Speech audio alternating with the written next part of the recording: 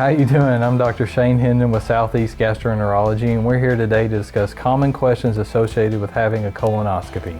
What kind of questions can we answer for you? How long will the actual colonoscopy take?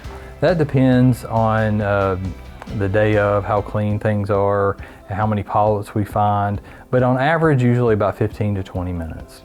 And will I be able to resume normal activity? For the day of the colonoscopy, we tell everybody to go home and just kind of rest, but then the day after the colonoscopy, resume normal activity.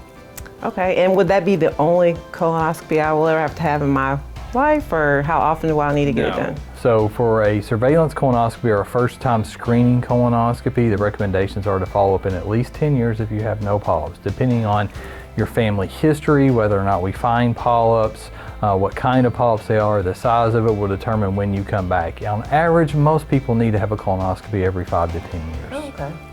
So is it true that men develop colon cancer more often than women, or does it matter? Is it based on? Actually, it doesn't matter based on sex. So men and women have an equal chance of developing colon cancer, and that's why it's recommended that everybody, regardless of age or ethnicity, gets colonoscopy starting at age 50.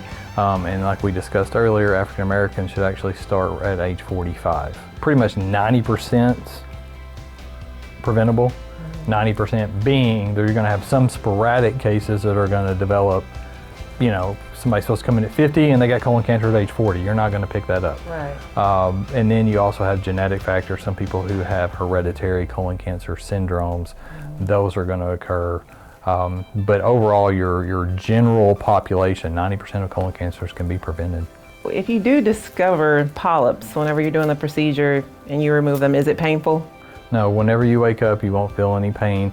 Some people may have a little air or a little gas after the procedure, but the actual polypectomy itself is not painful. Well, Dr. Hendon, thank you so much for all the answers to my questions. It makes me feel a little bit better about getting my first colonoscopy. And thank you for being here today. If anybody has questions about scheduling a colonoscopy, please call our office or visit our website.